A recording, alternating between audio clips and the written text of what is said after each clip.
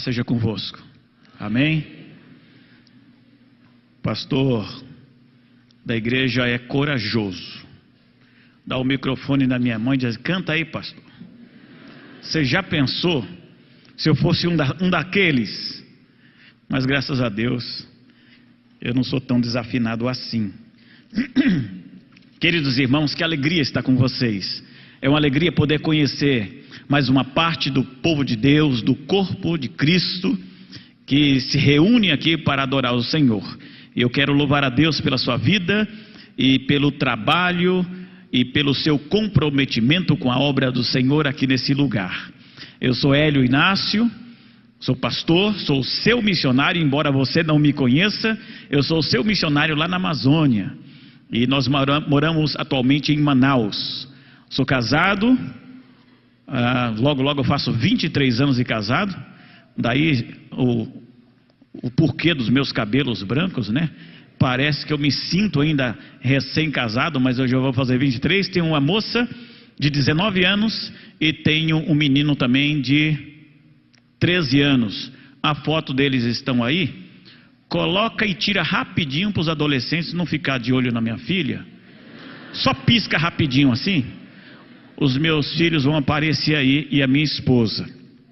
Eu quero trazer a saudação da Junta de Missões Nacionais, como também um abraço do pastor Fernando Brandão, a toda a igreja e a toda a liderança também que tem apoiado esse projeto da evangelização da nossa nação. Sou pernambucano e fui criado em São Paulo, né? Eu morei em Osasco por 35 anos, aí a minha família, Gisele e Gabriel. O pastor disse que eu pareço ribeirinho, eu sou neto de índio.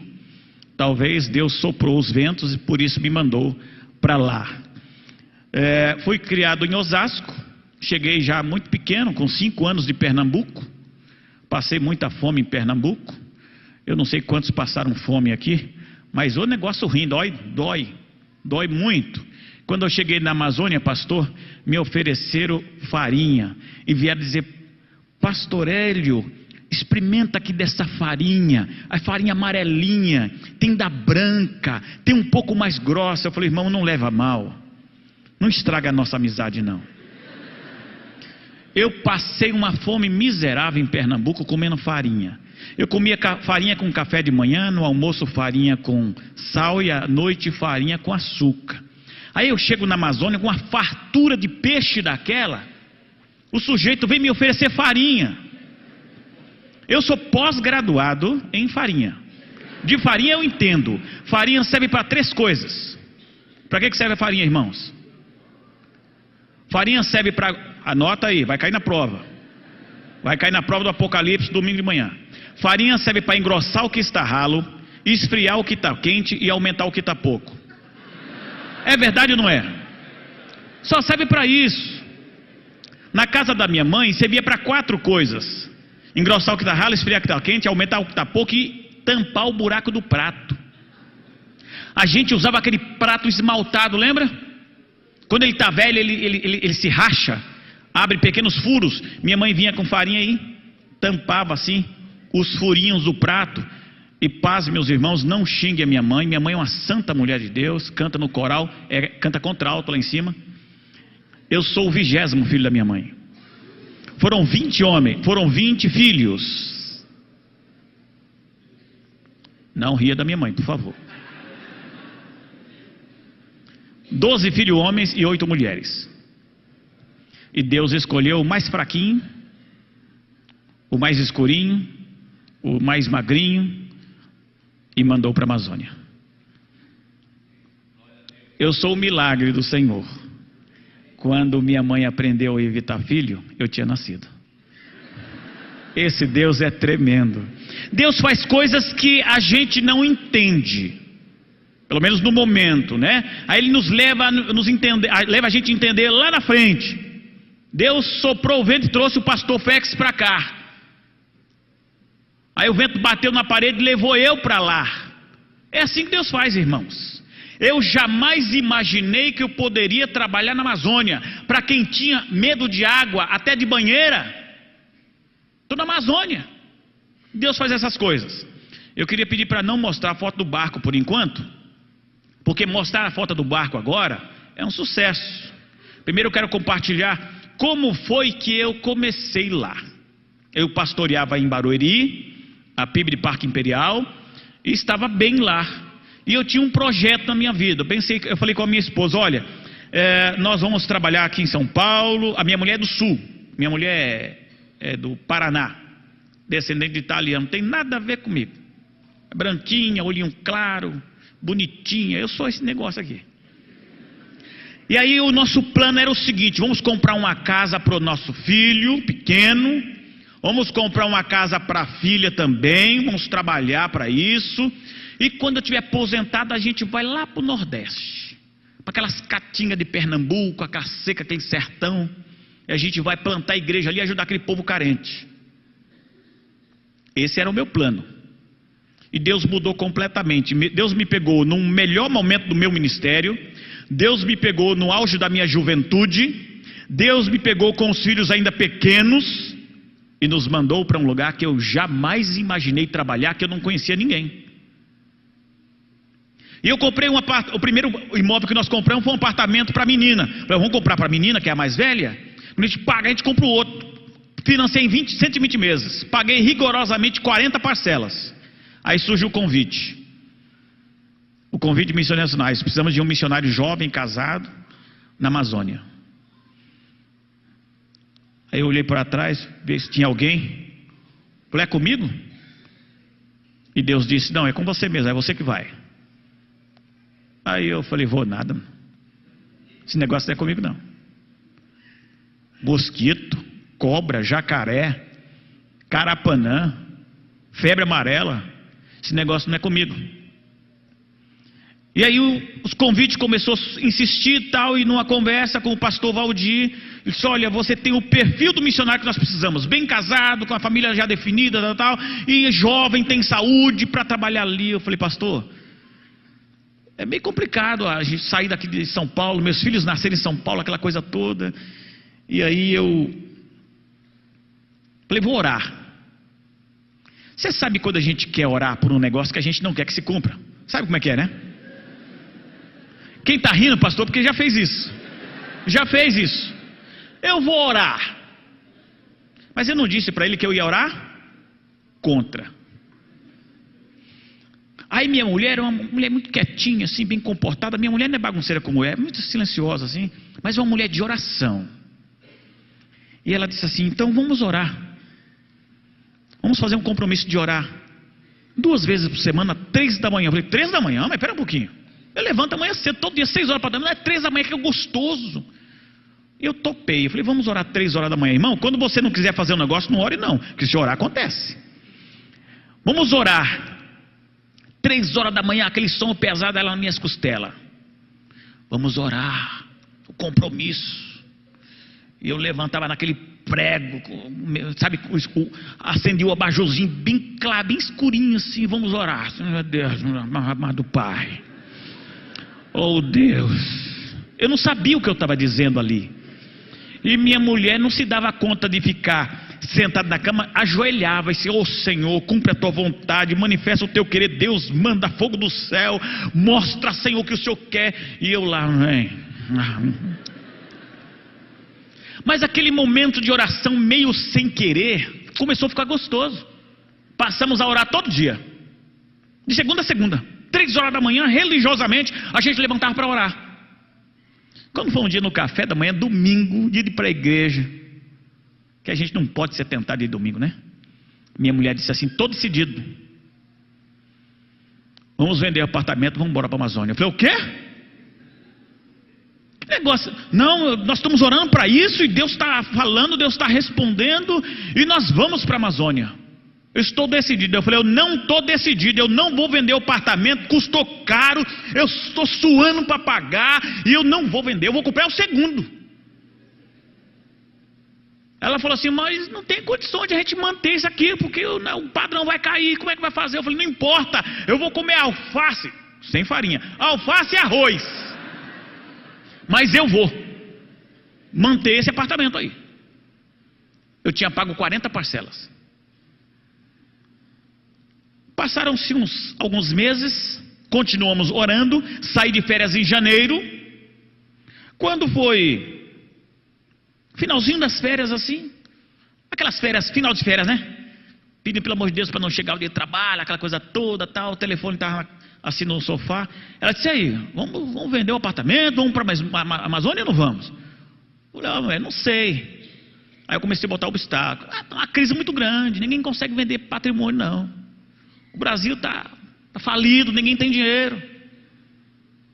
E eu caí na besteira de dizer assim: eu só tenho uma pessoa para oferecer esse apartamento. Se ele quiser, a gente vai. Se ele não quiser, já era. Nós vamos ficar aqui. Quer ver? Eu vou pegar agora. Aí peguei o telefone e liguei. Liguei para um pastor amigo meu. Ele é psicólogo, pastor, gerente do banco, tinha um dinheirinho guardado e tal. Liguei para ele: falei: amigo, é o meu. Pastor fulano de tal, eu estou pensando. Falei bem baixinho: estou pensando em vender um apartamento. E eu não sei para quem oferecer, eu não sei como é que eu vou fazer para vender esse negócio. Na verdade, minha mulher está empurrando para vender e tal. Falei: rapaz, você sabia que eu estava falando com a Soninha, que é a esposa dele? Estava falando com a Soninha esses dias para a gente comprar um patrimônio para a nossa filha. Aí eu pensei: é o diabo que está falando comigo. Eu liguei para o diabo. Não é possível um negócio desse. Eu fiquei aqui, a minha cabeça foi lá no contrato, né? Aí eu pensei: como é que é? Não, eu estava falando com a Soninha para que a gente comprar um apartamento para Karen, que é a filha dele. Detalhe: a filha dele não tem idade para ter casa, porque ela tem idade da minha. Tem 18 também, 19. Na época, né? Tinha 14. Falei: não é possível uma coisa dessa. Aí ele disse assim: pastor, eu posso olhar amanhã? Eu falei: pode. Aí ele foi olhar, ficou encantado. Gostou. Para piorar a conversa. Aí ele disse assim: eu vou tirar umas fotos aqui, eu vou levar para minha esposa, ela não pôde vir por causa do trabalho dela, eu vou tirar umas fotos e levar para ela. Aí ele tirou as fotos e disse: amanhã eu te ligo. No outro dia cedinho, 7 horas, eu levantei correndo, fui para dentro de um parque. Eu morava perto de um parque em Osasco, Chico Mendes, e eu corri lá para dentro daquele parque e fui orar lá dentro daquela mata contra, de novo. Senhor, tu sabes. Aí eu comecei a orar. Eu descobri que o celular não é coisa boa. No meio da oração toca o celular: pastor, está fechado, dá o dinheiro da conta, eu vou depositar a primeira parcela. Falei: meu Deus. Eu estava pensando em comprar o segundo. Deus não permitiu nem permanecer com o primeiro. Vendi o apartamento e eu acreditei, e acredito até hoje, que ali foi um sinal. Não é que você tem que pegar isso aí e vender todo, não venda não. Mas para mim, pessoalmente, foi um sinal de que Deus estava me aprovando e me chamando definitivamente para ir para a Amazônia.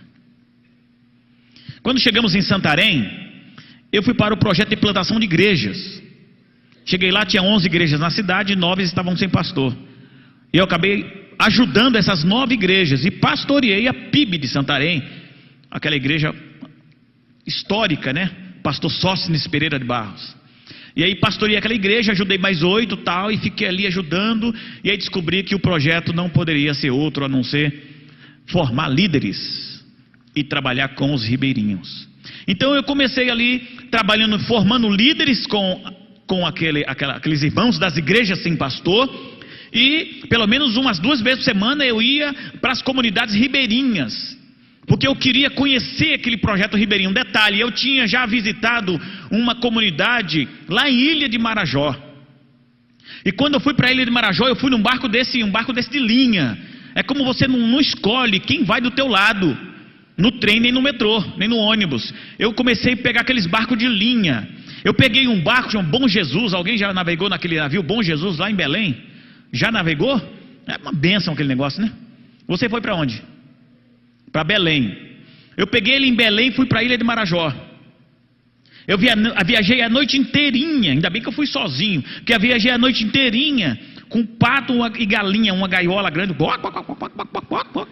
Você não consegue dormir, um barulho. Um detalhe: eu fui sozinho, porque se eu tivesse ido com a minha mulher, eu jamais teria dormido. Como é que pode, pastor, se eu botar a sua rede ali, a sua esposa, e do lado da sua esposa um camarada dormindo do lado, encostando, assim ó, batendo rede com rede? O sono acaba na hora, não tem como dormir. Deus me livre. 15 horas, depois pegamos um outro barquinho, mais 8 horas, e navegando, aquele calor insuportável. Na época eu tinha cabelo de pastor, né? Cabelo com o pezinho bem feito, tudo arrumado, bigode bem arrumado. Eu fiquei 11 dias naquela comunidade, não vi o meu bigode, não tinha espelho, não tinha nada. Fiquei um dia na comunidade, fiquei o segundo, terceiro. Você foi no banheiro, Ribeirinho? Então você não foi batizada. Ela não foi batizada, pastor. Eu fiquei o primeiro dia, segundo, terceiro, eu fui no banheiro. Quando a gente chega num lugar assim, meio desconfortável, o psicológico trava, né? E quando eu fui no banheiro, meu irmão, aconteceu aquele fenômeno de João capítulo 5. Enquanto eu ia, foram outros antes de mim. Que coisa absurda! Banheiro de Ribeirinho é 4 tábuas. Você está rindo? Você está rindo? 4 tábuas e outra, detalhe, baixa. 4 tábuas baixinhas, qualquer movimento, cuidado, alguém sabe o que você está fazendo.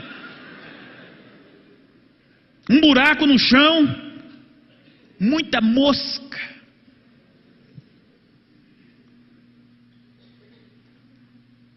Próximo assim do banheiro, mais ou menos como daqui daquela parede para lá um pouco, um campo de futebol, os adolescentes bonitos, meninos e meninas brincando de bola, jogando. E eu fiquei ali angustiado, atrás daquelas 4 tábuas, com aquele buraco no chão cheio de mosca, tentando me proteger das moscas.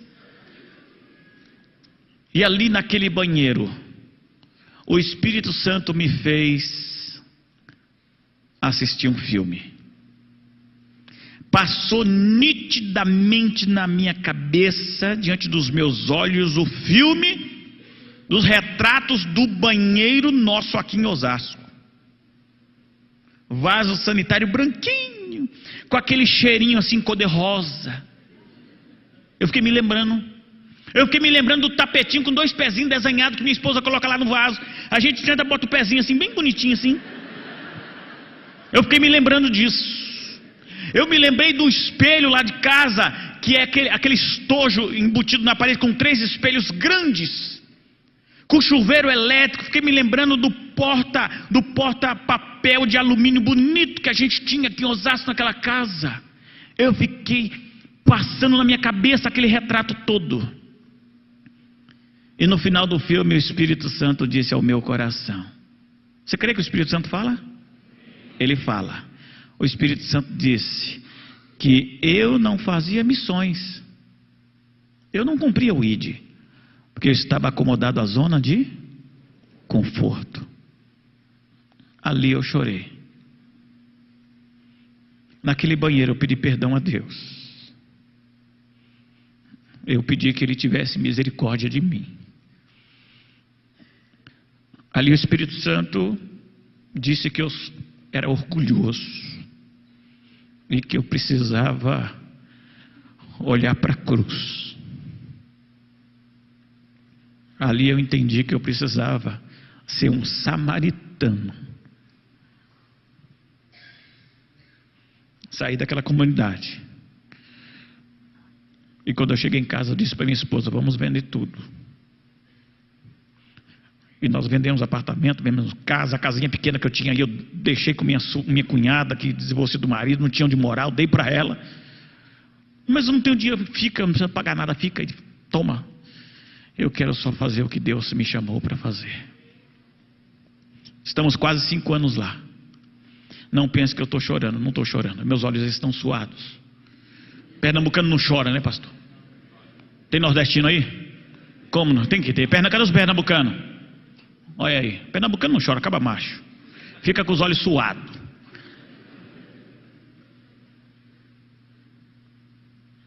Aí parece que a dificuldade virou a página. A dificuldade não era mais para mim sair de São Paulo, era para minha esposa. Quando nós vendemos tudo, vendemos todos os móveis, fizemos tudo, fizemos 4 malas de roupa e colocamos na sala. Minha filha com 14 anos, sentada no degrau, assim, no batente da porta. Sabe que menina adolescente gosta de andar em bando, naquela turma, né? E aquela amizade na igreja com todo mundo ali. Ela olhou para dentro da sala e viu as 3 malas prontas. 11 horas da noite, a gente ia sair no domingo de manhã. O nosso voo era de manhã. A minha filha desabou em choro, minha mulher desabou em choro.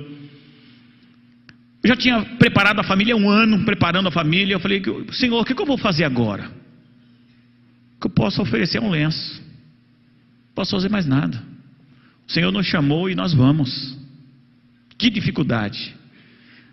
Quando a gente levantou de manhã para a gente entrar naquela van que ia levar para o aeroporto, meu filho ficou olhando para a rua, para a casa dos coleguinhas que ele jogava bola, para a nossa casa, e começou a chorar e me apertando. Pai, a gente vai embora mesmo. Eu falei: nós vamos embora, mas é rapidinho, a gente volta, a gente vem para cá. Eu enganei ele sem querer, né? A gente volta para o McDonald's aqui, meu filho. E estamos lá.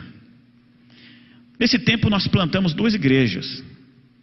Iniciamos uma igreja ribeirinha e uma igreja rural. E nós estamos ainda com esse propósito de plantar igrejas e alcançar os povos não alcançados. Os povos ribeirinhos são povos tradicionais reconhecidos pelo governo federal, e é o segundo povo tradicional no Brasil menos alcançado pelo Evangelho. Estima-se que na Amazônia há quase 38 mil comunidades ribeirinhas. Eu trabalhei em Santarém, só Santarém, que é a região oeste do Pará, tem, segundo o Ibope, tem 5.049 comunidades, com a população de 750 mil ribeirinhos. Dessas 5.049 comunidades, só um pouco mais de 2.200 comunidades têm igreja. As outras não têm. Eu quero ler um texto, que eu quero pautar a minha fala, em Lucas capítulo 10, Lucas 10, 25. É a passagem do bom samaritano. Para remir o tempo eu não vou nem ler, mas eu vou contextualizar o nosso diálogo aqui. Lucas 10, 25. A passagem do bom samaritano. O pastor provavelmente deve ter pregado aqui várias mensagens sobre esse texto. Você já deve ter ouvido muitas mensagens de outros pregadores sobre esse texto. Mas eu penso que esse texto, de uma maneira muito simples, exemplificada por Jesus nessa parábola, nos leva a pensar que, se cumprirmos o que está nesse texto, podemos cumprir toda a Bíblia. O texto diz que um doutor da lei chegou até Jesus e disse: Senhor, o que devo fazer para herdar a vida eterna? Detalhe, o texto diz que ele chega até Jesus tentando Jesus. Este homem não tinha um genuíno interesse de conhecer o caminho da vida eterna, não. O interesse desse homem era botar Jesus à prova. A pergunta dele era meio capciosa para testar Jesus. E ele chega até Jesus e pergunta. Aí Jesus, com toda a sabedoria, responde a ele, fazendo uma outra pergunta, e diz o seguinte no verso 26, Lucas 10, 26, e ele diz: o que está escrito na lei, como lês? O que está escrito na lei, como é que você interpreta? Como é que você entende? Já que você é um perito da lei, alguém que conhece a lei minuciosamente. O texto diz que o homem querendo se justificar, o texto diz que o homem salta e pergunta assim, e diz o seguinte: eu conheço a lei. Amarás o Senhor teu Deus de todo o teu coração, de toda a tua alma, de todo o teu entendimento, de todas as tuas forças, e é o teu próximo como a ti mesmo. Verso 28, Jesus diz para ele assim: respondestes bem, faze isso e viverás. Quer viver bem? Quer viver bem? Quer viver bem no casamento? Quer viver bem na vida financeira? Quer viver bem na vida sentimental? Quer viver bem na profissão? Quer viver bem nos relacionamentos interpessoais? Quer viver bem em tudo? Ame a Deus. Segundo lugar, ame o seu próximo. O homem, querendo justificar a sua resposta, pergunta para Jesus: e quem é o meu próximo? Aí Jesus conta a parábola para ele. Desse um homem Jerusalém para Jericó. E no caminho, no meio da viagem, caiu na mão de bandidos, de salteadores. Se fosse antigamente em São Paulo, dizia assim: caia na mão dos trombadinhas. Lembra dessa expressão? Cai na mão dos ladrões, salteadores. Assaltaram o homem, bateram, espancaram ele. E a Bíblia diz que deixaram ele meio morto. Verso 31, ocasionalmente descia pelo mesmo lugar, certo? Sacerdote. E o sacerdote passou de largo. Talvez o sacerdote pensou: bom, esse trabalho de socorrer ferido, esse trabalho de socorrer gente sangrando, gente machucada, não é meu ministério. Como diz a nossa juventude, fui, isso não é comigo, vazei. Também passou o levita: meu ministério é o louvor, estou atrasado, hoje tem ensaio, é sábado à tarde, tem ensaio para o culto de amanhã cedo, não posso parar. Socorrer gente sangrando, machucado, não é minha onda, não é meu ministério, Deus não me chamou para isso. E o levita também foi embora. Ironicamente, detalhe, o texto não diz que o homem caído à beira do caminho, na parábola de Jesus, era um judeu, o texto não diz. Provavelmente eram judeus, porque ele vinha de Jerusalém. Aí passa um samaritano, aquele que era rejeitado pelo judeu, aquele que não tinha nenhum tipo de relacionamento, porque era discriminado, era da raça mestiça. Passa o samaritano, vê o homem ferido à beira do caminho, desce do animal, deita ali sobre as feridas do homem azeite, vinho, atas, coloca faixa, faz ali um curativo, coloca o homem no seu animal e leva o homem para o hotel Ibis, aqui em São Paulo. Paga a conta do homem. Ainda diz o seguinte: olha, eu vou ter que sair agora, cuida dele, porque tudo que demais gastares, eu vou contribuir, eu vou pagar essa conta quando eu voltar. Querido irmão, isso parece um trabalho missionário? Sim. Nós temos na Amazônia uma multidão de ribeirinho ferido, caído à beira do caminho. Se eu pudesse passar a noite inteira aqui, eu contaria N e N experiências que nós temos em viagens. Cada viagem lá é uma logística diferente. Cada viagem é um trabalho diferente, é uma experiência diferente. Se você viaja no verão, provavelmente você tem terra. Dá para desembarcar e sair do barco, dá para descer na terra e andar no meio da selva junto com o ribeirinho. Se você viaja numa determinada época do ano, na época do inverno, que é o caso de agora, de janeiro a junho, provavelmente não há muitas comunidades onde não há terra. Você não pode descer, é tudo debaixo d'água. Você tem que dar aquele trapiche, aquelas pontes de madeira. Dificuldades. E nessas casas pequenas, lá no meio da selva, há muita gente carente, necessitando do amor, necessitando da compaixão, necessitando da visita de um samaritano. Deus chama você para que você haja como samaritano, para que você tenha compaixão como samaritano. O texto diz que o samaritano, movido de íntima, a outra tradução diz assim, grande compaixão. O que é compaixão? Lá em Pernambuco, quando eu era pernambucano, quando a gente tinha dó de alguém, né? A gente olhava assim e dizia, tadinho, não é? Os baianos assim, dó. Cadê os mineiros? Coitado. Nada disso é compaixão. Compaixão é você partir o pouco que você tem para abençoar o outro. Compaixão é você chorar junto, sofrer junto. Compaixão é você sair do seu conforto para abençoar alguém e mostrar as boas novas do Evangelho. Quando Cristo me alcançou, eu nasci numa família crente, mas quando Cristo me alcançou, eu era tão pecador como tantos outros, e ainda sou pecador, mas Ele me alcançou com sua graça, Ele me alcançou com seu amor incondicional, Então Ele nos chama para que possamos agir como o samaritano agiu, abençoando, levando essas boas novas do Evangelho que transforma. Quando nós começamos a trabalhar na Amazônia, a gente não tinha barco, alugava o barco. E como a gente não tinha muito dinheiro, tinha que alugar os barcos, os menores e os mais baratos possíveis. Quanto custa? 1.500 a diária. Aí o outro, quanto custa? 3.300. E você? 2.800. E você? Aí achei um baratinho lá. Mais barato, 1.200 a diária.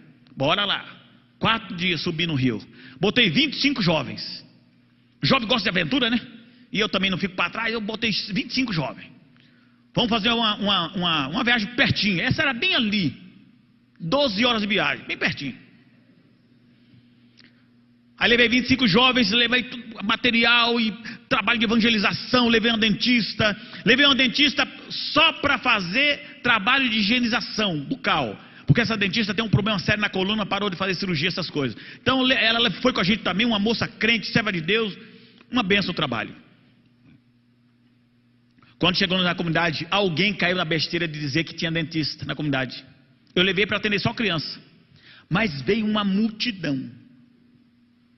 Pastor, tem dentista aí? Essa comunidade já me conhecia porque eu já tinha feito outros trabalhos lá. Tem dentista? Eu, não, meu irmão, não tem. O dentista veio só para fazer higienização bucal nas crianças, só isso. Aí veio um senhor, assim, não muito, 63 anos, 64 anos, mas bem acabado fisicamente, conversar comigo, mas eu queria tanto passar na dentista, e eu percebi que ele não tinha nem o dente da boca. Eu falei, mas o senhor não tem dente na boca? Aí ele disse assim, mas eu quero ganhar uma chapa. Não tinha nem um dente. Querido, deixa eu lhe explicar uma coisa. Pastor, o que vem importado agora da Amazônia, cadê ele? Félix, pastor Félix sabe disso. O ribeirinho não vai no médico. Se aqui na cidade, para passar numa consulta no SUS, muitas vezes a mulher vai fazer um exame, uma biópsia, alguma coisa, demora 6 meses, um ano. Imagina quem mora 50, 60, 70 horas longe de Manaus. Você imagina? O ribeirinho não vai no médico. Aquele mora muito longe, não vai. Só aqueles que moram na comunidade na frente da cidade. Mas se ele mora muito longe, ele não vai. Ele passa por uma consulta médica quando o navio da marinha passa fazendo o trabalho, ou quando o barco missionário passa. Caso contrário, ele não vai no médico. Aí nós alugamos esse barco, fomos viajar. Aí de noite, o barco, ele não tem anteparas, né? Não tem aquela parede, né? Era só aquela lona. Mas a lona rasgada, vem chovendo muito, o vento levantava, batia a lona, e o sapo, aquele barulho de sapo. Parece que o sapo vinha chegando perto de mim para me visitar. Aí eu dizia para o pastor que estava do meu lado, esse sapo parece que está vindo mais para perto da gente. Aí ele disse assim, vamos ver. Aí pegou a lanterna assim, o sapo estava do nosso lado assim, ó. Sem ser convidado, já estava dentro do barco. A gente levantava para chutar o sapo para fora. Que luta! Que luta! Mas um detalhe, nessa comunidade, uma congregação fundada pelo pastor Sóstenes Pereira de Barros, que estava fechada, reabrimos o trabalho, organizamos em igreja, batizei 68 pessoas, treinamos uma liderança e ficou lá dando fruto para a glória de Deus. Um ribeirinho, tem alguma coisa? Um ribeirinho, missionário autóctone, trabalhando ali, dando fruto para a glória do Senhor.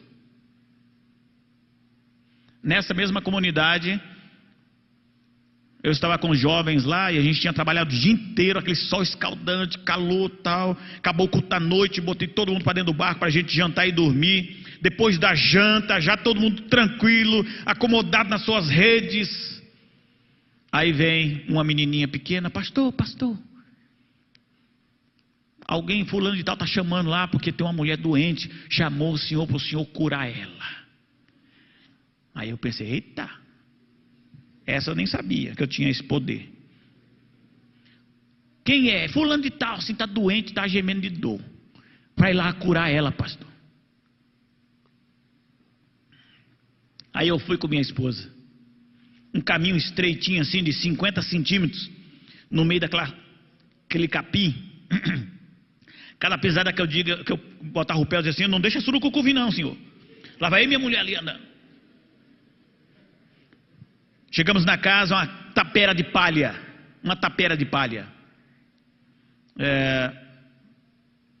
Só as duas paredes de frente, as de lado não tinha. Uma rede quase que encostando no chão, um monte de gente em volta da casa e uma mulher deitada na rede gemendo. Ai. Quando nós acendemos a lanterna, a mulher tinha um caroço na barriga, um tumor, tamanho de uma mão assim. A minha mulher disse assim: eu vou levar um cremezinho desse de... Vou nem falar para não fazer propaganda, né? Um cremezinho de cosmético. Eu cheguei lá, sem nada na mão, só com lâmpada nos meus pés e luz para topar no meu coração a palavra de Deus. Longe da cidade, de noite, 10:30 da noite, um escuro, não tinha remédio, não tinha nada. Eu não tinha levado médico nessa viagem. Minha mulher olhou para mim e disse: e agora? Eu falei: vamos orar. Minha mulher ficou de joelho orando. E aí o Senhor falou ao meu coração: por que você veio orar com sua esposa aqui, só vocês dois? Você tem 25 jovens lá no barco, dormindo. Eu disse para minha mulher: rapidinho, fica aí que eu vou no barco chamar o povo para orar também. Cheguei no barco e disse assim: irmãos queridos, quem tem fé para orar por um enfermo, vem comigo. Quem tem disposição, quem quer, vem comigo. Se você não quiser ficar, não se constranja não, vá dormir, fique em paz. Meus irmãos, não ficou um jovem no barco. As meninas levantaram e estavam de pijama, bota a calça e bota a bota, e jaqueta, e chapéu de pai na cabeça, aquela correria, bota, desce todo mundo pisando na água. Chegamos na comunidade, meus irmãos, eu nunca vi pastor crente orar como aquela noite. Eu nunca vi crente orar com tanta intensidade, com tanto fervor. As moças se colocaram no chão, assim, tinha chovido, tinha lama. Nem se preocuparam de sujar a roupa, botaram o rosto na terra, se sujando e clamando e chorando: Senhor, tem misericórdia dessa mulher, socorre. Meus irmãos, que coisa extraordinária. E eu fiquei só administrando com a lanterninha aqui. Senhor, faz a obra, deixa o povo orar. Não é? É nossa função, né? E o povo orando e clamando a Deus. Aquela mulher foi se acalmando, dormiu. 2 dias depois, ela permaneceu doente, com aquele problema. Voltamos para a cidade, levamos ela para casa, para o médico, perdão. No centro da cidade ela fez uma cirurgia, foi restaurada. Mas sabe o que é essa experiência de você depender exclusivamente de Deus?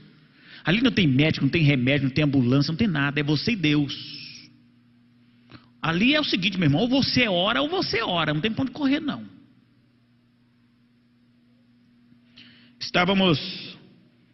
Precisava fazer uma viagem para uma comunidade, mas era muito longe, era 20 e tantas horas de barco, eu estava sem tempo.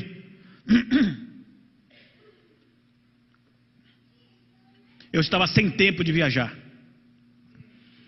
E aí, para economizar tempo, eu fui de lancha rápida. Pode colocar a foto da lancha aí mesmo. A foto da lancha, aquela que eu estou parecendo um Rambo, mas sou eu mesmo. Tem um aí. Aí isso aí, não é o Rambo não, sou eu mesmo. Aí nós fomos, eu estou colocando essa só para exemplificar, mas não foi esse dia. E eu levei 2 irmãos comigo. Para economizar tempo, em vez de 20 e tantas horas de barco, eu estava sem tempo, eu tinha que voltar logo. Eu fui de lancha porque eu gastaria só 5 horas para ir, né? 5 para voltar, economizava. Aí botei gasolina, abasteci a lancha, botei a caixa. Aqui a gente sai para viajar, né, pastor, com a mala de rodinha, né? De paletó e gravata. As mulheres chegam a sair durinha, né? Lá você viaja, chapéu de paia na cabeça, chinelo, a rede pendurada nas costas, uma mochila e a caça levantada até aqui, pisando na água e todo jeito.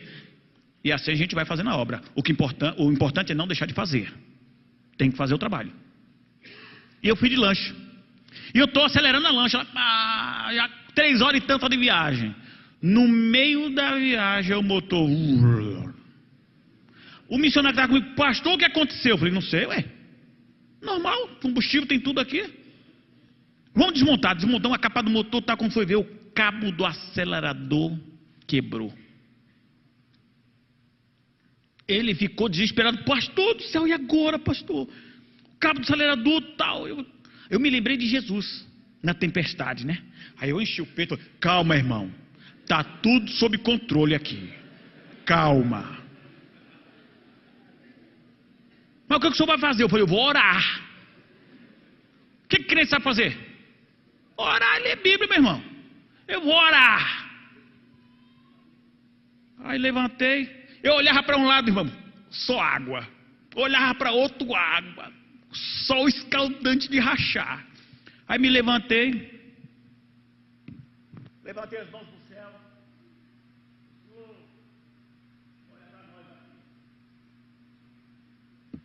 O senhor está vendo a nossa dificuldade e sabe que o trabalho tem que ser feito. Eu tinha que dar um estudo bíblico e batizar 15 pessoas. O senhor sabe das dificuldades. Olha, a obra é tua. Acabei de orar, meu irmão. Sabe o que aconteceu? Nada. Aconteceu nada.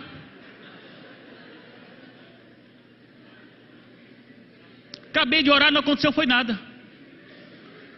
Olhei para um lado, não veio um barco socorrer, não passou um jacaré para dar uma carona, não fez nada. Por que eu estou contando essa experiência? Porque muitas vezes, irmãos, Deus responde para a oração, não. Às vezes Ele responde, sim. E às vezes Ele responde, aguarde, não é o momento. Acabei de orar, eu pensei, essa oração foi forte, vai acontecer. Aconteceu foi nada. Fiquei lá 50 minutos debaixo de um sol escaldante, eu e os irmãos olhando para o motor e mexendo numa coisa e tal.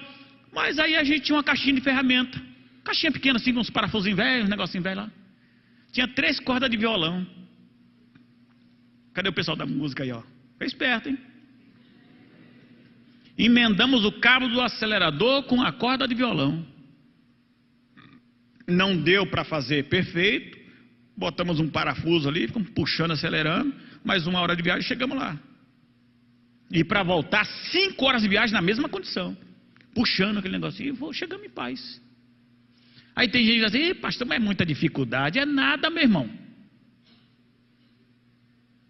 Nós somos nós. Nós somos um povo especial. Nós somos o povo de Deus. E Deus é poderoso para suprir as nossas necessidades. O que nós precisamos é estar simplesmente à sua disposição. Os testemunhos que eu estou contando não é meu. Os testemunhos é dele. É ele que faz a obra. É o Espírito Santo que convence. É ele que transforma. É ele que dá uma nova roupagem no homem, um novo coração. Ele muda completamente. Nós somos apenas instrumentos.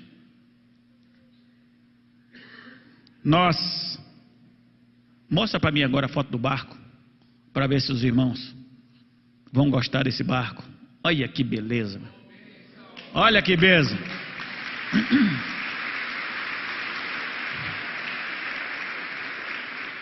Sabe de quem é esse barco? É seu. Esse barco é nosso. Esse barco foi doado por uma missão americana para nós. Totalmente nosso. Está no nome de Junta de Missões Nacionais da Convenção Batista Brasileira. Eu sou o coordenador desse barco. Pastor Fernando tem que fazer procuração, aquela coisa toda, documentação, tudo no meu nome está lá, para fazer o trabalho com o barco. Agora você viaja no barco, um detalhe, né? Você entra como você entra na sua casa, fecha a porta, ar-condicionado. Você vai viajar num barco conosco, vai fazer uma caravana aqui para ir para lá. Aí você recebe um kit, travesseiro, lençol, fronha, cobertor, lençol de elástico. Você dorme no colchão bonito. Não quero dormir no colchão, vai dormir na rede então, que é gostoso. Experiência boa de Ribeirinho. Aí nós temos lá, antes a gente viajava com o barco, era briga para usar o banheiro, 25 jovens e um banheiro pequenininho, você entrava de frente, não dava para virar, tinha que sair de ré. Bem pequenininho o banheiro. Agora nós temos 6 banheiros no barco. 6. Tem briga não, se der de ré em 4, sobrou 2. Se der de ré em 6, vai para o mato. É uma bênção, não tem dificuldade. As pessoas dizem assim, pastor, mas que dificuldade na Amazônia? Não é dificuldade não, irmãos. Nós botamos dificuldade. Dificuldade passou Eurico Nelson, quando ele começou o trabalho lá. Mas nós, olha aí, ó, botãozão bonito. Só popopó subindo, tranquilão, ar-condicionado, ventinho, tal, pirarucu pula ali, tu joga uma varinha, pega o peixinho e vai subindo. Maravilha. Passa para frente, irmão. Nós fizemos uma viagem em Quari. Fizemos uma viagem em Quari. E aí, ó, o nosso refeitório, 40 metros quadrados, esse refeitório. Aí depois acabou o sono, se transforma num refeitório. Já bota as mesas, o pessoal come à vontade. Lá você não. Olha a comida, tira essa comida, senão vai pensar que é hotel isso aí. Olha lá, peixe pirarucu, tranquilo. Muitos remédios nós levamos nessa cidade. Eu quero contar um testemunho dessa cidade que ocorreu. Nessa cidade nós chegamos lá. Essa cidade chama-se Quari. O pastor Félix deve conhecer. Bem para baixo ainda de Tefé. Ainda não está no médio Solimões, está no baixo Solimões. Olha a filha de gente. Aí a médica lavada de suor, camisa tinha mudado de cor. Médica americana disse assim: pastor, eu acho que só dá para atender 100 por dia. 50 manhã, 50 à tarde. Tá bom. Quando foi à tarde eu distribuí 50 a 100, porque eu já tinha atendido 50. Atendi 50 a 100 distribuí lá. No final da fila, tal, chegou a mulher. Num sol escaldante, essa médica, num sol escaldante, com 3 crianças, com a sombrinha. Sabe aquele povo sofrido? Sofrido, você vê até no chinelo. Sofrido mesmo. Aí ela disse: a médica ainda está atendendo? Aí eu disse para ela assim: tá, senhora, mas eu acabei de distribuir a senha e acabou. Ela disse: eu vim de tão longe com meus meninos. 3 meninos pequenininhos, uma escadinha. 3. Lá no SUS, como é que o pessoal atende você? Volta amanhã que acabou a senha. Volta amanhã às 5 horas da manhã assim? E eu fiquei com aquele coração ali partido. Eu falei: meu Deus, eu vou dizer não para essa mulher?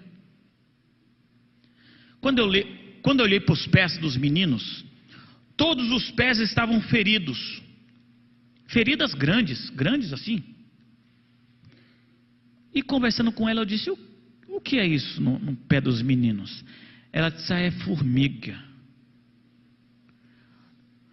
Eu estou examinando aquela formiga, sabe? Eu sou meio biólogo. Eu estou desconfiando que é formiga. Aquilo é o diabo. Não é possível. Formiguinha pequena, vermelhinha. Quando ela pica, ela coloca uma toxina e cresce um calombo. Aí você coça, a criança inocente coça, fere.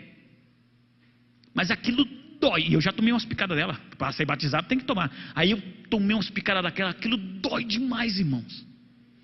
Aí eu disse para ela: aguarda só um pouquinho aqui. Eu já volto para falar com a senhora. Fui lá conversar com a médica, né? Doutora, nós temos ali uma mãe. E detalhe, a mulher não fala inglês. A doutora não fala português, quer dizer. E eu estudei 1 ano para aprender a dizer hi. Aí eu disse assim, através do intérprete: diga para a doutora que nós temos uma mãe com 3 filhos que a gente não pode dispensar, com os pés todos feridos. Ela olhou para mim e disse assim: a compaixão é maior, não é, pastor? Ela disse assim: ok. Queridos irmãos, quantas necessidades. Quantas necessidades. Batizamos 189 pessoas. Foi pouco nesse período. Eu deveria ter batizado ainda muito mais. Mas eu sei que Deus irá nos dar as condições necessárias, mais obreiros para a seara, para que possamos avançar ainda mais. Quero finalizar contando um último testemunho de uma comunidade que eu fui, e tinha um casal de surdo. O apelido dele é Dedé. A mulher não lembra o nome. A mulher dele tem 26 anos, 9 filhos.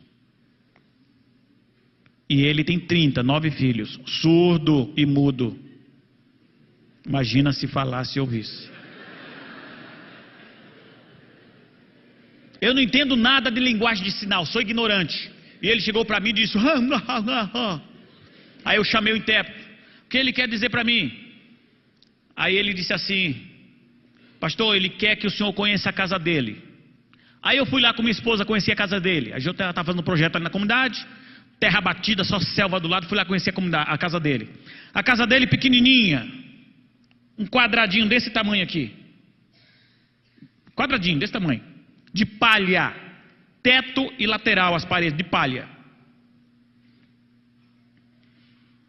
Quando eu entrei naquela casinha com 9 crianças, uma escadinha pequenininho, Ela tem um bebezinho de 9 meses, parece recém-nascido, desnutrido, bem pequenininho. Um monte de roupa molhada, assim, o chão de terra, estava lama dentro de casa, 4 redes armadas. Eu e minha esposa ali, nós choramos, baixamos a cabeça, a gente não aguentou ver aquilo. E eu me lembrei de Jesus, Mateus capítulo 20, quando Jesus conversa com os 2 cegos, Bartimeu. Jesus pergunta para o cego: o que queres que eu te faça? E eu perguntei para o Dedé: o que é que você quer? Ele disse: eu quero saber se o senhor pode me dar uma casa nova. Missionário ou não tem juízo, pastor, ou tem dinheiro, e a gente não sabe, dinheiro escondido. Na mesma hora eu disse para ele: eu vou lhe dar uma casa novinha. Meu bolso estava assim, ó. E eu chorando não, os olhos suados, né, pernambucano. Os olhos suados, eu disse para ele: eu vou lhe dar uma casa novinha. Aí oramos por aquela família pobre. Cheguei na congregação e perguntei, na hora do culto, eu queria conhecer os homens da comunidade, os líderes, homens adultos. 11 homens se levantaram. Eu perguntei: vocês podem doar a mão de obra para construir a casa do Dedé, dessa família? Detalhe, o Dedé é candidato do batismo, já ia se batizar, ele e a esposa. Vocês podem doar a mão de obra?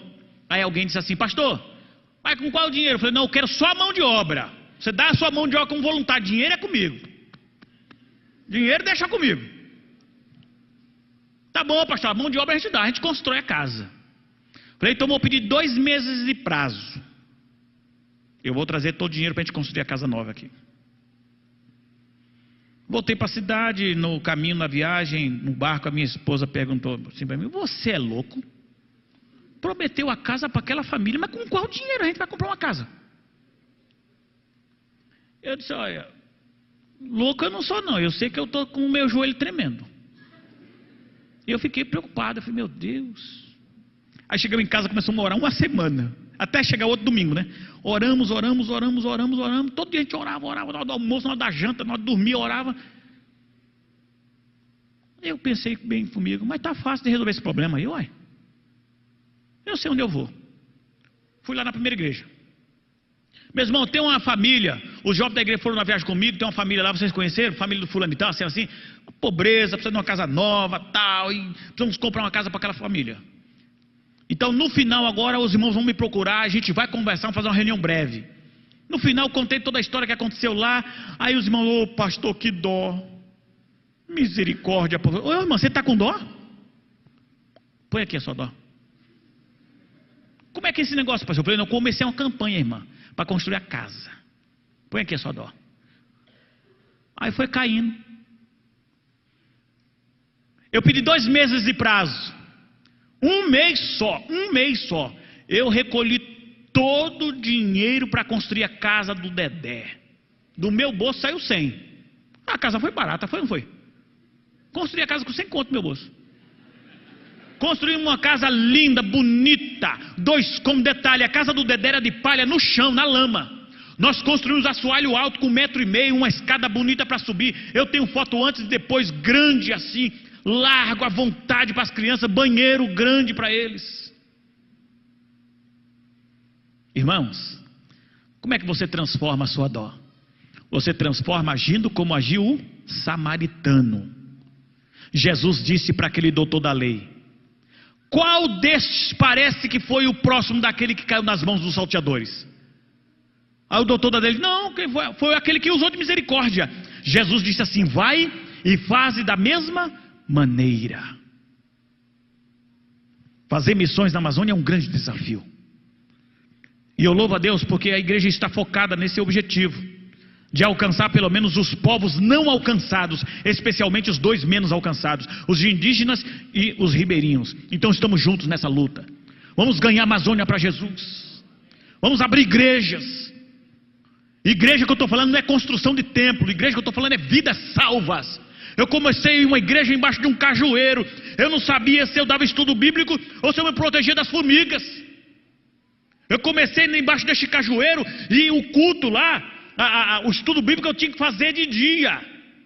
Porque de noite tem muito mosquito, muito carapanã. Senão de noite você tem que dar o estudo regendo, porque é muito mosquito. E lá o sol escaldante, mas a gente não arredou o pé. Fizemos o trabalho, plantamos a igreja, organizamos agora dia 20 de dezembro, uma bênção para a glória de Deus. E um detalhe, nessa comunidade, a única dona do poço artesiano é a igreja católica. E quando os fiéis vinham frequentar o estudo bíblico, a igreja cortava a água deles. Parece que eu estou contando uma história aqui de 150 anos atrás. Não, retaliação ainda acontece hoje. Quando eu cheguei nessa comunidade, eu quis colocar uma placa lá, igreja batida, não deixaram, me ameaçaram. Aí quando foi um dia eu voltei para casa, assim, revoltado, indignado. Aí eu disse, mas como é que pode? Eu estou no meu Brasil, pago meus impostos, sou cidadão brasileiro, tenho tudo legal. O caboclo vai lá tirar minha mãe, não vai tirar não. Eu vou plantar a igreja aqui, eu levei o desafio para a igreja, compramos um terreno, fiz parceria com os americanos, plantei um templo ali, organizamos a igreja, está lotado de criança lá agora. E de adolescente, já fiz batismo lá. Sabe por que isso acontece? Porque você acredita no projeto, porque você investe, porque você é um crente dizimista, você é fiel e ama Jesus. E é através do seu apoio que nós estamos lá, pregando o evangelho.